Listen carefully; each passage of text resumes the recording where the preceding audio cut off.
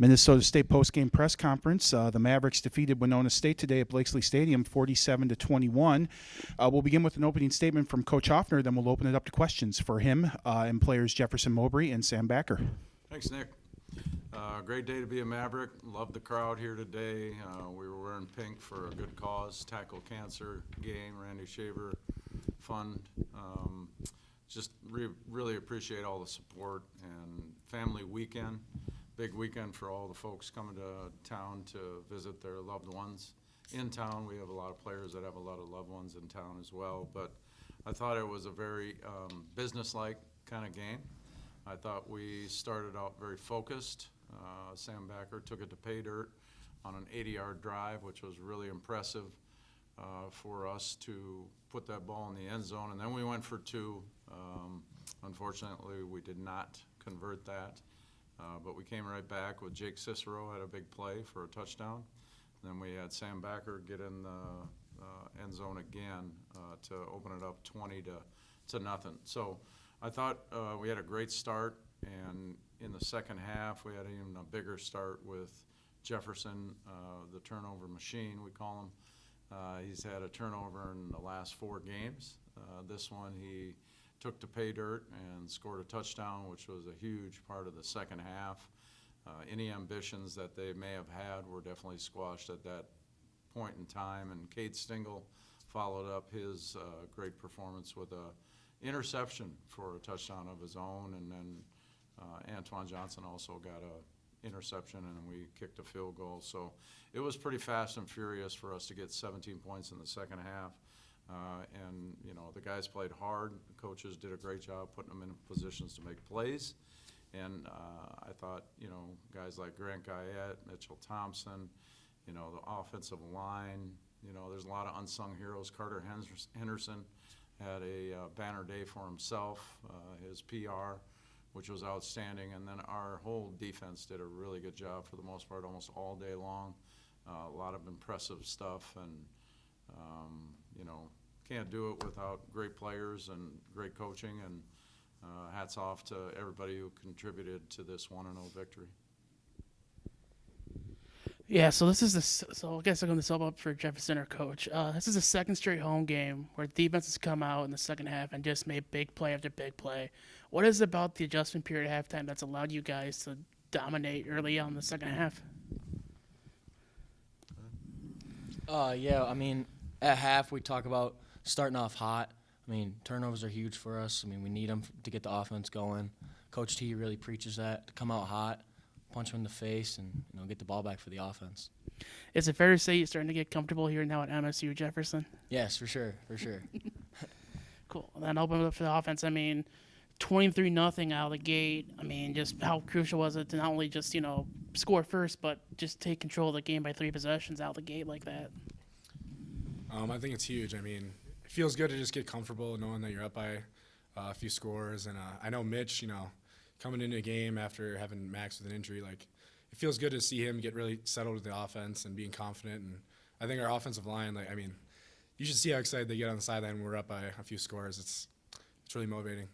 Gotcha. Then obviously, I mean, Max was hurt, but I know this offense is really comfortable with Mitch at the helm. How do you feel he handled stepping in today? Yeah, I think Mitchell did great. Mitchell started the year at quarterback for us. I don't know if a lot of people remember that, but it feels like an eternity ago, but it was only 6 games ago. And we had a very dominant performance against Northwest Missouri State, and he took the lion's share of snaps at quarterback. So, you know, we'll play the guys who are playing above the standard, and he's always been above the standard for excellence.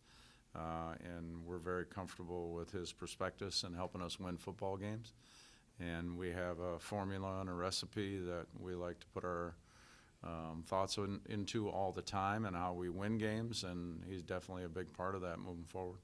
You guys are 6-1 entering the bye week, and one loss was a 3-point game. Could have gone either way. Just what's going right for you guys just as a whole entering this bye week?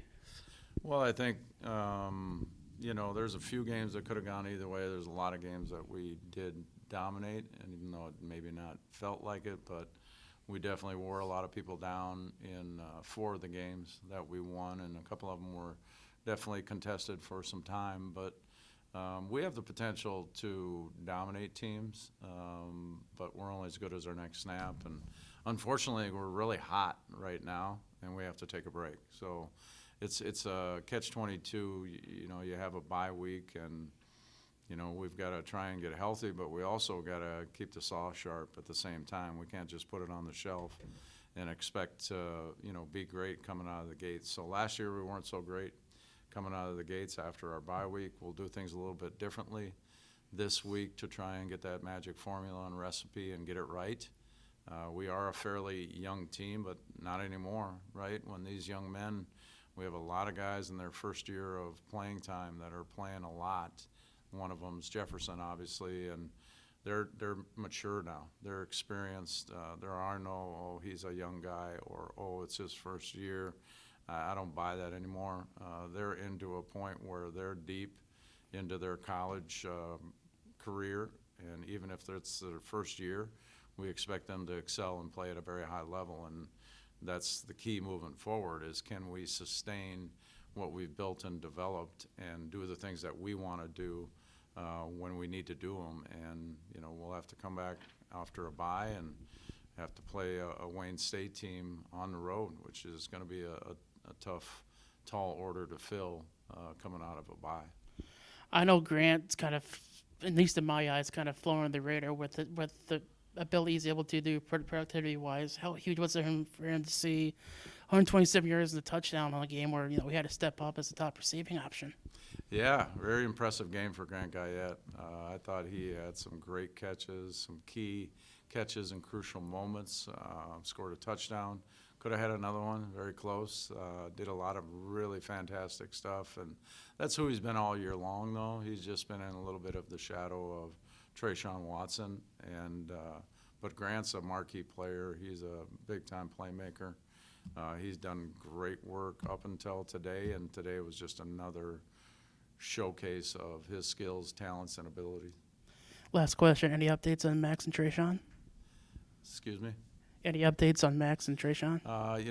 Neither of them were available today, and I doubt that they'll be available in the next games moving forward, but it's day by day, right?